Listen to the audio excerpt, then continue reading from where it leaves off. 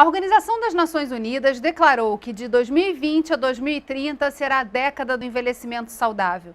Atualmente, só no Brasil, os 60 a mais representam cerca de 32 milhões de habitantes e o estado do Rio abriga mais de 1,5 milhão dessa população. Grande parte desse grupo é responsável pelo sustento do lar e muitos precisam voltar a trabalhar para complementar a renda. O mercado de trabalho é um dos grandes pilares para garantir o envelhecimento ativo e é tema do Rio em Foco que começa agora. Vem com a gente.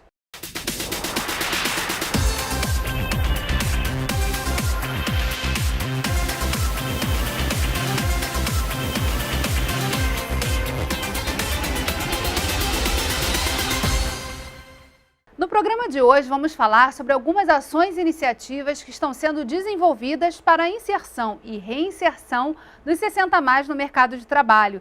E para essa conversa, eu convido o coordenador de projetos especiais da Secretaria de Estado de Trabalho e Renda, Nélio Giorgini, e o gerente institucional do Instituto Mongeral Aegon, Antônio Leitão.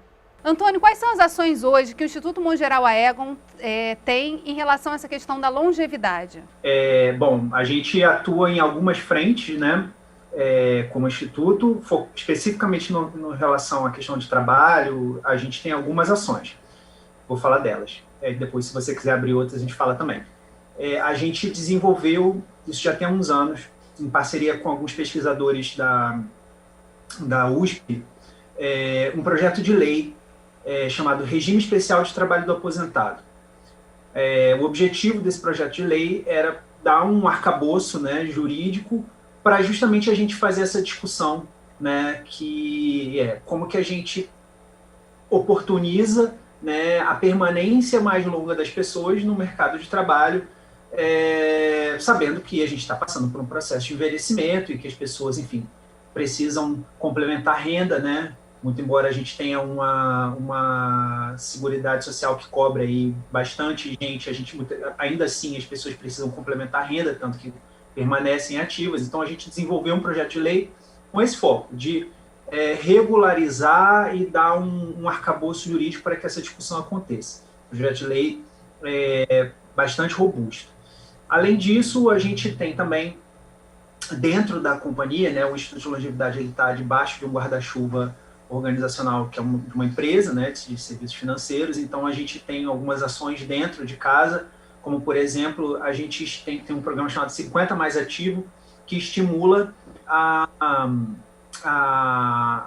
convocação e a entrada de pessoas acima de 50 anos, a gente está até falando de uma regra um pouquinho mais baixa do que os idosos, mas muitas vezes também são pessoas que precisam, para entrar na carreira de corretor, né, de corretor de seguros, que é uma carreira onde, por exemplo, né, um profissional, seja da área comercial, claro que se for da área comercial, ainda mais perfil, mais alinhamento, mas independentemente, uma pessoa que já tem um relacionamento extenso, que conhece muita gente, que entende, né, a necessidade, as diferentes necessidades ao longo do ciclo de vida, então pode se encaixar muito bem. A gente tem esse programa e a gente tem muitas pesquisas, né, a gente produz muito conteúdo, informa as pessoas sobre oportunidades que aparecem no mercado, né, que elas querem saber, olha, tem empresa tal está contratando, empresa Y está contratando e tal, e produz muito conhecimento a respeito disso para favorecer essa permanência mais longa desses profissionais do mercado de trabalho. Nélio, se teve uma questão que foi potencializada durante a pandemia, foi a questão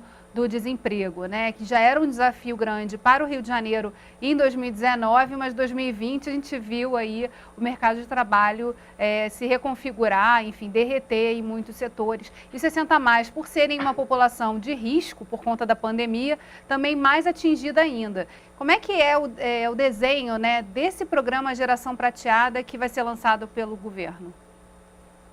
O projeto da Geração Prateada, ele começou a ser pensado antes do momento de pandemia, né? E nós já chegamos aqui, a equipe, eu, a Helenice, a Sandra e o Rafa, capitaneados pelo subsecretário Júlio e pelo secretário Capitão Teixeira, tudo sob, digamos assim, o comando do nosso governador em exercício, Cláudio Castro.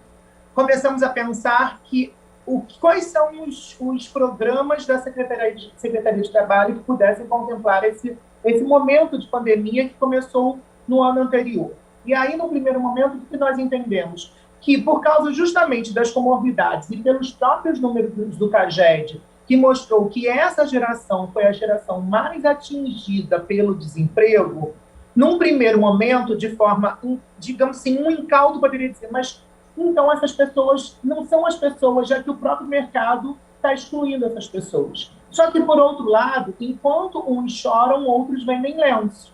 Paralelo à questão, tanto da questão da assistência social da saúde, vem a geração de renda de emprego, junto com o cronograma de vacinação. Então, o que nós percebemos aqui na questão dos lenços, da venda dos lenços? Que por conta justamente dessas comorbidades, dessas questões, essas pessoas seriam as primeiras a serem vacinadas. Então, se elas são as primeiras a serem vacinadas, por que não pensar nessas pessoas já dentro desse programa? Outro ponto que nós vimos foi o seguinte: percebemos que essas pessoas já estão sendo responsáveis por conta do desemprego das outras, digamos assim, dos outros grupos populacionais etários das suas famílias.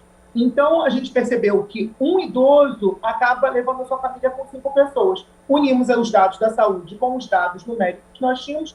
O Geração Prateada virou um programa desse governo, virou um programa que pudesse contemplar, junto com o apoio da Casa Legislativa, junto com o presidente André Siciliano, com a deputada Tia Ju e com todos os outros deputados, a gente está conseguindo pensar nessa população dentro de um programa pandêmico, dentro de um cenário pandêmico.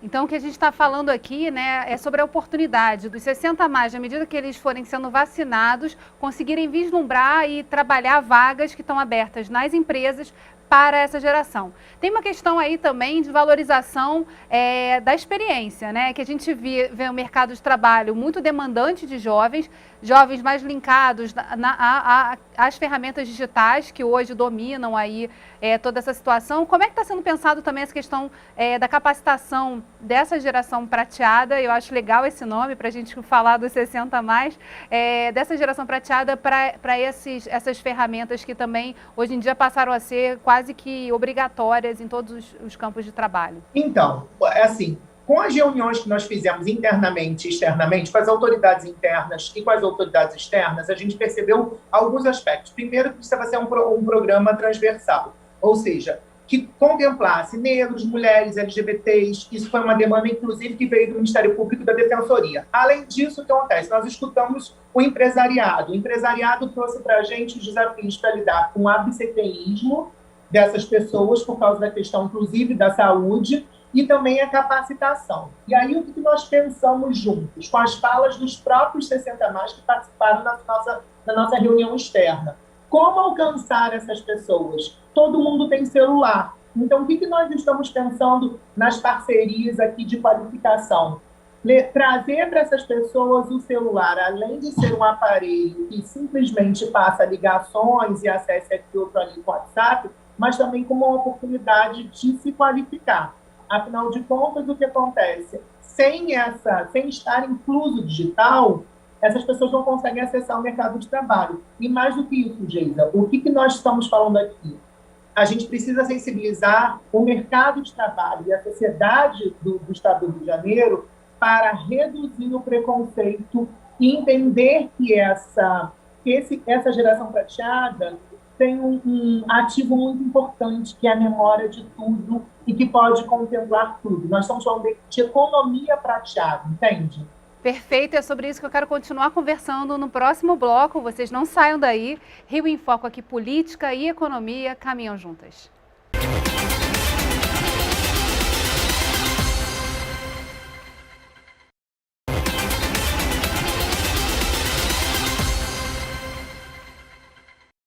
No Brasil, já existem alguns exemplos de empresas que possuem programas voltados para a contratação da população longeva.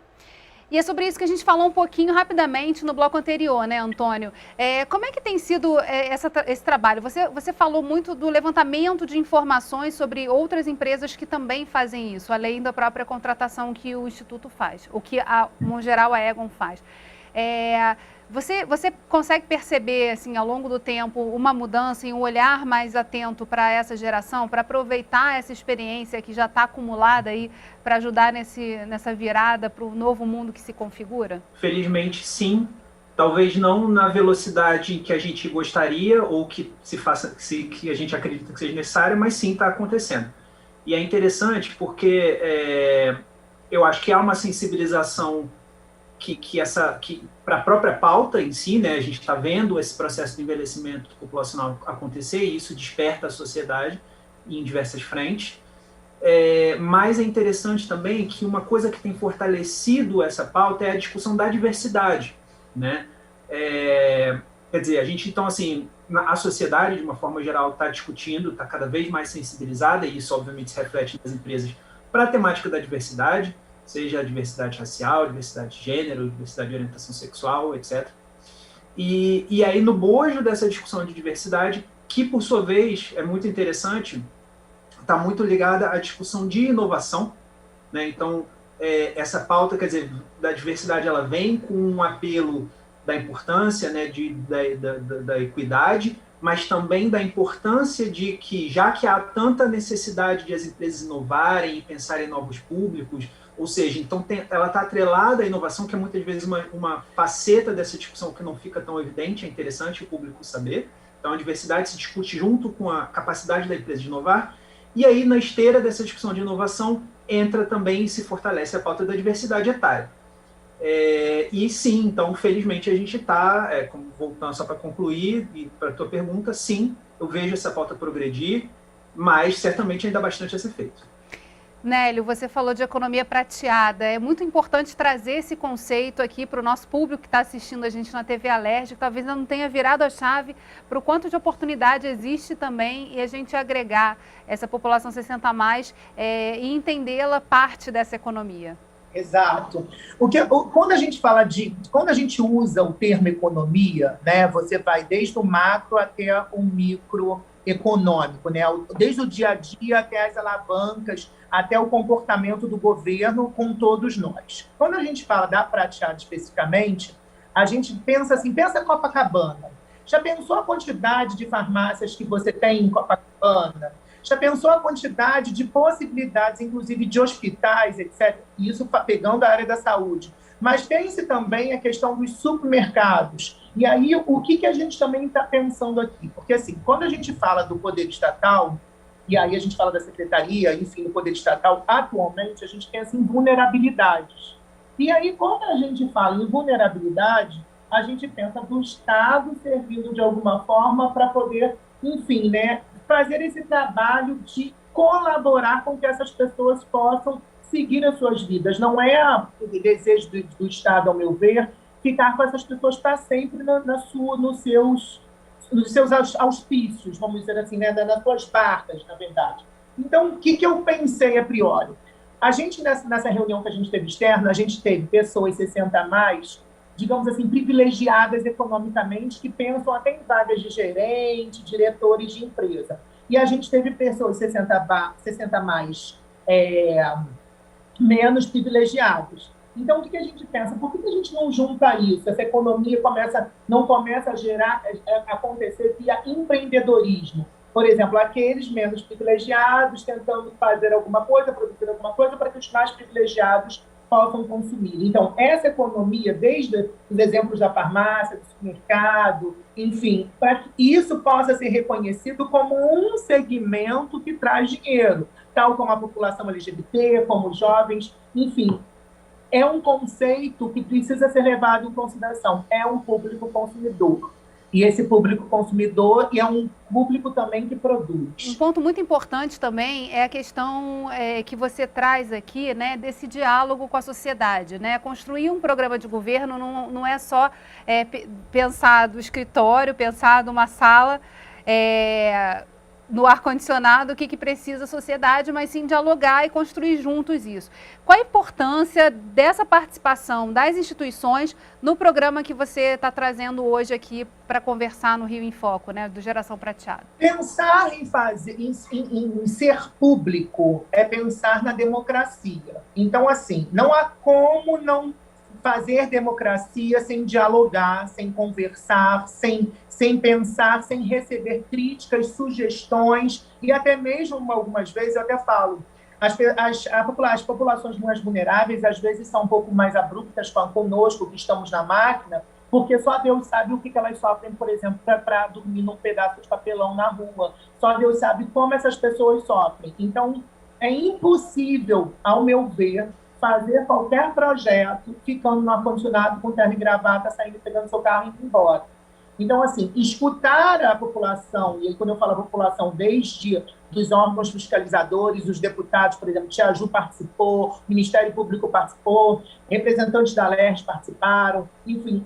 Por quê? Porque quando você faz esse trabalho de todos falarem juntos, por exemplo, quando eu aprendo com você, Geisa, no WhatsApp, você me faz uma sugestão, eu escuto, então isso serve para isso. Então, assim, e mais do que tudo, você contempla um programa que vai alcançar desde aquele senhor que está mais no centro até um senhor que está mais afastado do centro. Afinal de contas, dessa vez, nesse cargo, nós estamos falando de 92 municípios.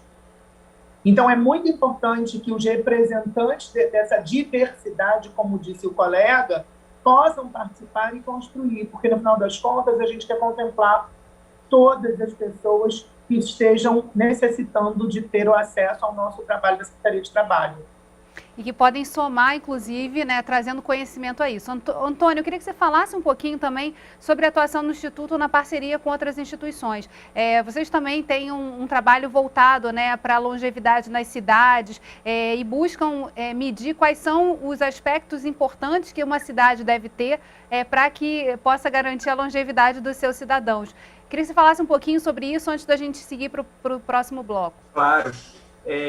Esse trabalho, enfim, é um trabalho também bastante interessante, que dialoga, de alguma forma, com essa questão do trabalho, né, do trabalho das pessoas, e trabalha a longevidade, mas não tem um foco exclusivo nisso. Como você disse, são pesquisas, né, a gente já fez 2 edições dessa pesquisa, a primeira edição foi publicada, foi tornada pública, né, em 2017, a segunda no final do ano passado, 2020, e o objetivo é amparar, né, com base nos diferentes dados públicos que existem e que estão relacionados ao que a gente poderia chamar uma qualidade de vida, né, e para uma longevidade saudável, né? Então a gente recolhe dados públicos sobre diferentes temas, como trabalho, como saúde, como lazer, como finanças, como alguns temas, recolhe esses dados e cria esse índice para gerar uma espécie de score, né, para os municípios. Então, a gente avaliou em 2017 em torno de 500 municípios, agora na segunda edição a gente avaliou 876 municípios, e essas informações ficam disponíveis e elas servem para isso, servem para a gente promover debates, servem para orientar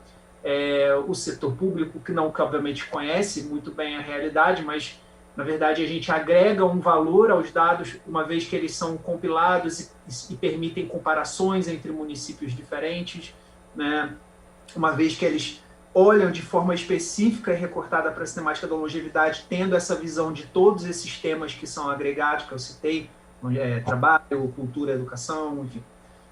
Então, é uma contribuição bem bacana, é um trabalho bastante rico, muito robusto tecnicamente, que a gente fez desde a primeira edição com vários parceiros que nos dão bastante tranquilidade a respeito da consistência desse trabalho e tem muita informação sobre trabalho lá. Quem quiser discutir, olhar para a sistemática do trabalho dos 60+, vale uma consulta também. O projeto se chama Índice de Desenvolvimento Urbano para a Longevidade, é um nome comprido, a gente normalmente chama ele de IDL. A gente vai fazer um rápido intervalo e voltamos já. Rio em Foco aqui, política e economia caminham juntas.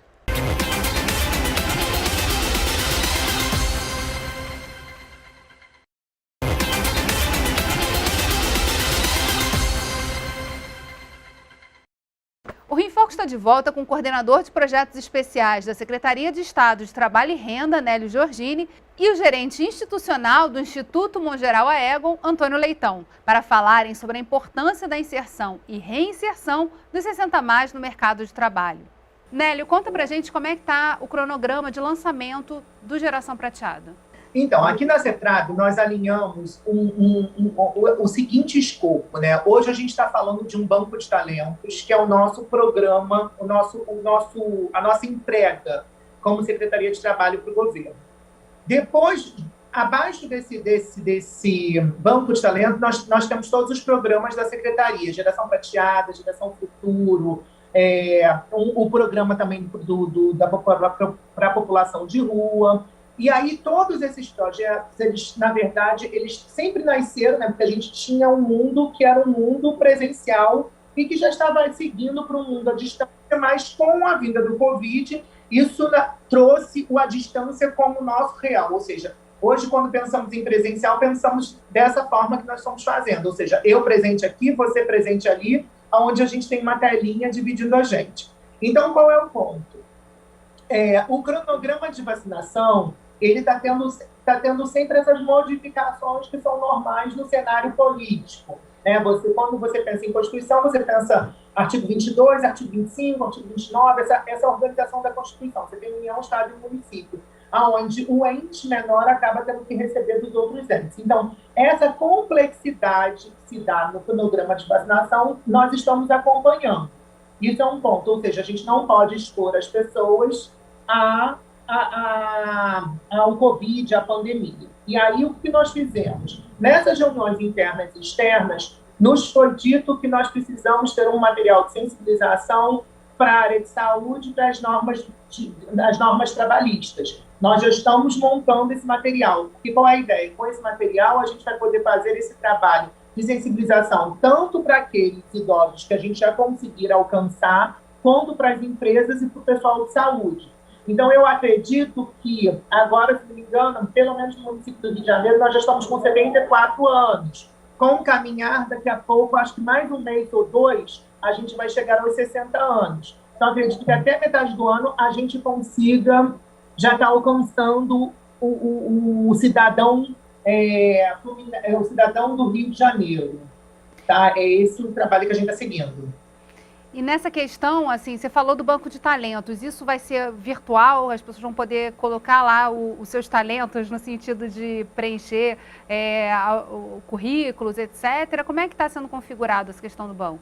O banco de talentos, porque assim, quando a gente pensa na Secretaria de Trabalho, algumas pessoas, na verdade, pensam que a Secretaria de Trabalho ela só é para encontrar empregos seletistas. Quando a gente pensa em geração de renda, a gente pensa na palavra ocupação. Essa palavra ocupação, ela se divide em três: empregabilidade, empreendedorismo e qualificação. O nosso banco de talentos leva em consideração essas três palavrinhas. Então, o que acontece? É papel da Secretaria de Trabalho qualificar as pessoas para ou para empreendedorismo ou para empregabilidade. Aí, pensando na vulnerabilidade, não tem como você pegar uma pessoa em situação de rua e tentar colocar numa empresa sem ter qualificação.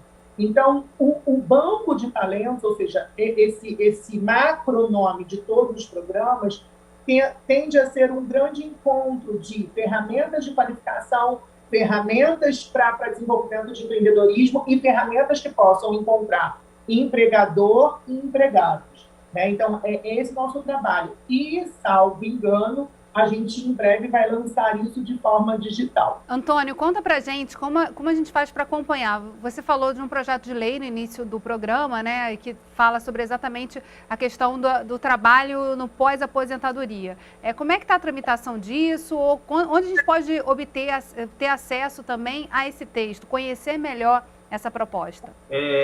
Eu vou disponibilizar, vocês tornam público aí a audiência, um material onde tem uma visão bastante rica sobre de que se trata esse projeto de lei e mais informações também no site do Instituto de Longevidade, institutomongeral.org ou institutodelongevidade.org, que é mais fácil. Em termos de agenda, de trabalho, de ações que vocês estão desenvolvendo esse ano, o que está previsto aí também pelo Instituto Longevidade? A gente tem bastante, a gente está com mais de 300 cursos, então, Nélio, fica aí também o convite para você depois visitar o nosso conteúdo lá. Tem mais de 300 cursos de requalificação profissional disponíveis também, gratuitamente, diferentes áreas, com foco em empreendedorismo, com foco em tecnologia, com foco em línguas, enfim, uma série de competências que são relevantes, independentemente da idade da pessoa, mas, né, então ali esses cursos estão e continuarão disponíveis. Esse programa que eu mencionei, né, de a gente, junto da companhia que é a mantenedora do Instituto, estimular que os profissionais acima de 50 anos encontrem na carreira de corretor uma nova oportunidade, ele continua ativo. E o projeto de lei, a gente segue participando muito de alguns debates. Infelizmente, esse projeto de lei não está tramitando, mas ele nos fornece uma guarida ali conceitual, até porque, Geisa, o que a gente está vendo, felizmente, né, assim, na esteira do desenvolvimento desse tema, é que em muitas frentes tem surgido outros projetos de leis, e isso para a gente não é um problema nenhum.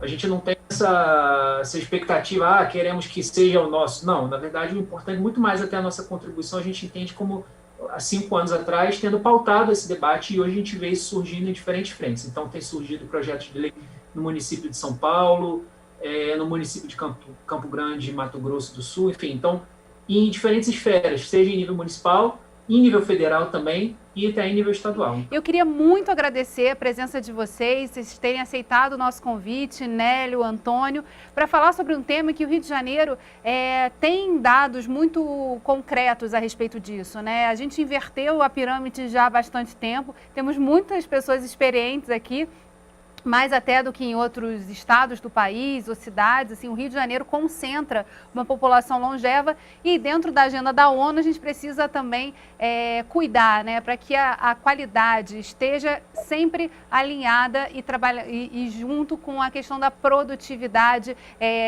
principalmente da experiência que pode ser agregada aí em todas as atividades que estão nascendo. As pessoas estão vivendo mais tempo, estão podendo produzir mais e melhor, e nada melhor do que a gente, nesse momento, né, pensar no pós-pandemia como uma possibilidade da gente colocar essa experiência a favor do desenvolvimento, da retomada do crescimento econômico do Rio de Janeiro.